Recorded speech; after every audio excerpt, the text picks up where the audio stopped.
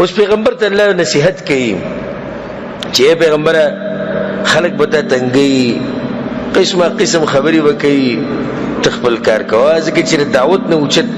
عمل بل نشته. ومن احسن قولا او سوق دیر خسته خبر والا مما دعا الى الله دا غچانه چې دعوت ورکي د الله طرف ته وعمل صالحا ونيك عمل کوي وقال انني من المسلمين او يقينا زدتا بدار يما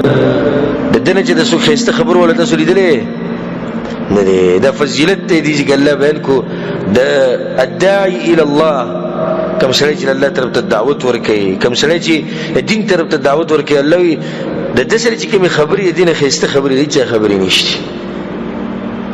بل څومره خیر خوای انسان دی د مور پلان نه زیات احسان د زمونږ سره دی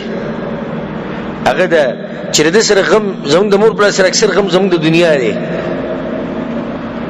چې دنیا کې مستقبل او مستقبل مستقبل او مستقبل او د دې عالم سره او د دې داعی سره غم د شي شي هغه د آخرت چې د خلک د جهنم نه بچ شي چې د خلک جنت ته لاړ شي چې د آخرت خېسته شي نو څومره غټ احسان دی په خلکو باندې. ولا تستوي الحسنة ولا السيئة او ند برابر نیکی او نبدی یعنی برابر نه د نیکی او بدی نو دغه شان برابر نه دي ښه اخلاق او بد اخلاق. الله پیغمبر ته طریقه خې د دعوت ځکه دا خبره وکړه.